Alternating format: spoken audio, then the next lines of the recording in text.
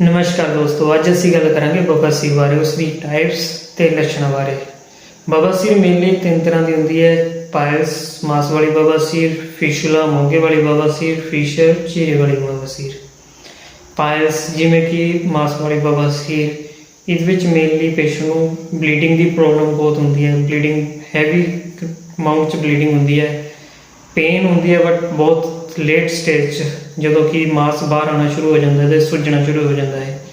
Second है फिशुला मोगे वाली बवासीर, इस पस डिस्चार्ज, फॉल स्मैल, गंदी स्मैल आना तो ईचिंग ते थोड़ा बहुत दर्द वगैरह।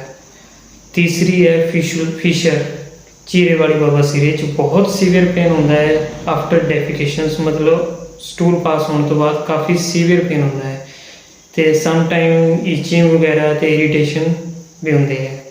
नैक्सट वीडियो गल करांगे इन्होंने क्वेश्चन ते ट्रीटमेंट बारे। नमस्कार।